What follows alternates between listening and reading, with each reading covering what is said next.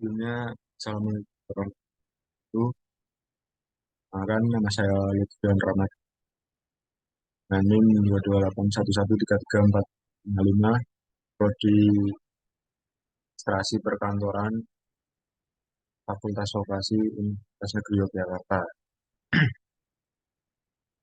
Di sini saya akan mempresentasikan pemrograman web.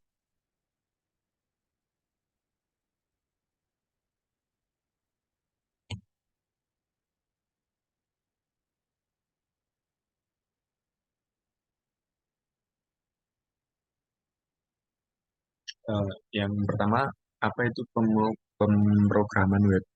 Web programming atau pemrograman web merupakan istilah yang erat kaitannya dengan internet dan website.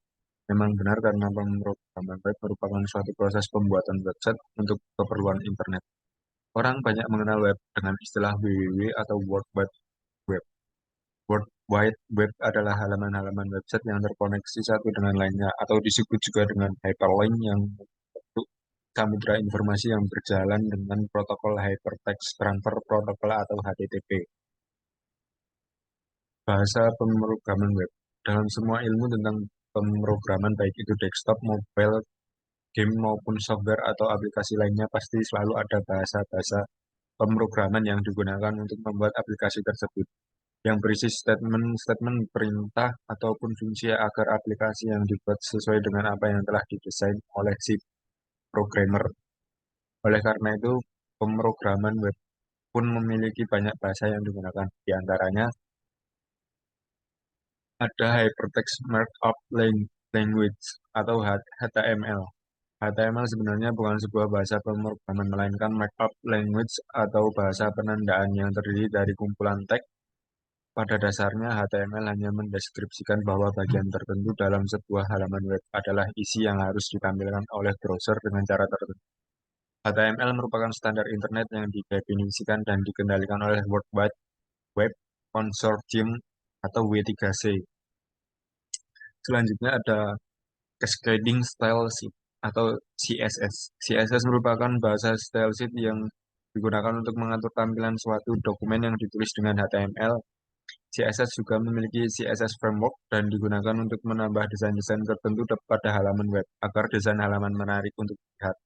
Penggunaan CSS paling umum adalah untuk mengatur halaman web yang ditulis dengan HTML atau XHTML. Selanjutnya ada Hypertext Processor atau PHP. Bahasa pemrograman PHP merupakan salah satu bahasa scripting yang wajib dikuasai oleh seorang web developer karena sifatnya yang server-side scripting. Maka untuk menjalankan bahasa pemrograman PHP tidak bisa hanya memanggil file yang berekstensi PHP saja. Bahasa pemrograman PHP memerlukan sebuah web server untuk menjalankannya. PHP juga dapat diintegrasikan dengan HTML, JavaScript, jQuery, Ajax, dan lain sebagainya. Akan tetapi pada umumnya bahasa pemrograman PHP digunakan bersamaan dengan file yang bertipe HTML agar file tersebut dapat menjalankan berbagai fungsi. Selanjutnya ada JavaScript. JavaScript adalah bahasa scripting yang berjalan pada sisi klien. Maksudnya adalah pemrosesan script dilakukan sendiri pada komputer user. Biasanya JavaScript digunakan untuk membuat animasi-animasi dan bentuk interaktif lain pada halaman web. Terbukti dari terbukti dari banyaknya library JavaScript yang dapat digunakan oleh programmer untuk membuat halaman web yang dibuat menjadi lebih interaktif. Untuk menjalankan script yang ditulis dengan JavaScript, kita membutuhkan browser yang mendukung mampu menjalankan JavaScript atau sering disebut dengan JavaScript Enabled Browser. Terakhir ada Structured Query Language atau SQL. SQL merupakan Domain Specific Language yang digunakan untuk mengolah data dalam Relational Database Management System atau RDBMS.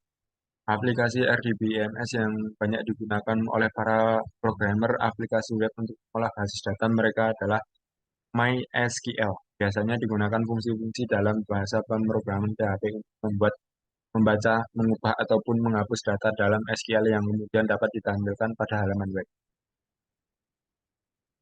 Selain bahasa di atas, bisa dikatakan hampir semua bahasa pemrograman dapat digunakan dalam pemrograman web selama bahasa tersebut dapat bekerja dalam web server dan dapat menciptakan HTML, XML, dan XHTML.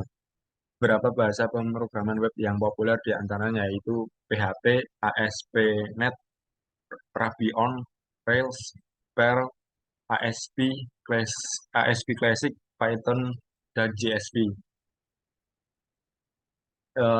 Lalu di sini ada jenis-jenis website. Jenis-jenis website dibagi ada dua, yaitu website statis dan website dinamis. Website statis adalah website statis merupakan halaman web yang jarang atau bahkan tidak diperbarui oleh pemilik situs dalam kurun waktu tertentu. Dapat dikatakan konten yang berada pada website statis akan tetap sama sejak website tersebut dibuat. Contoh dari web statis seperti profil perusahaan dalam laman tidak ada interaksi antara pengelola web dengan pengguna web. Oleh karena itu, jika memang dibutuhkan perubahan pada laman web ini, pengelola website akan menghubungi web designer atau web programmer. Selanjutnya ada website dinamis. Sedangkan konten pada website dinamis dapat diperbarui dalam kurun waktu tertentu. Dalam website dinamis, pengelola atau pemilik website menyediakan ruang interaksi antara pengelola dan pengguna website.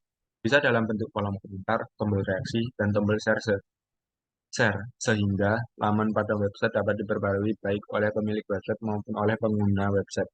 Contoh platform website dinamis diantaranya Blogger, Tumblr, dan website-website berita. Meskipun platform tersebut sebenarnya juga bisa digunakan untuk website-website statis. Dan yang terakhir ada website interaktif. Website interaktif juga merupakan website yang lamanya dapat diperbarui baik oleh pengelola website atau oleh pengguna. Hal yang membedakannya dengan website dinamis adalah intensitas pembaruan laman, yang mana website interaktif sangat sering mengalami pembaruan. Hal ini juga diakibatkan oleh tingginya intensitas penggunaan website, sehingga interaksi yang terjadi dalam website semakin tinggi.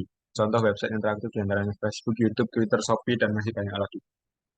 Kesimpulannya adalah ilmu pengetahuan dan teknologi berkembang terus, bahkan sampai tua nantinya. Ini berlangsung dengan pesat. Perkembangan itu bukan hanya dalam hitung tahun, bulan, atau hari, melainkan jam, bahkan menit atau detik. Terutama berkaitan dengan teknologi informasi dan komunikasi yang didukung dengan teknologi elektronika. Pengaruhnya meluas ke berbagai bidang kehidupan, masuk bidang pendidikan. Pengaruh perkembangan ilmu pengetahuan dan teknologi yang sangat cepat ini memberikan dampak positif dan negatif. Perkembangan ilmu pengetahuan dan teknologi berdampak positif dengan semakin terbuka dan tersebarnya informasi dan pengetahuan dari dan ke seluruh dunia menembus tahun. Terima kasih, sekian dari saya, Lutan Ramadhani, pamit undur diri.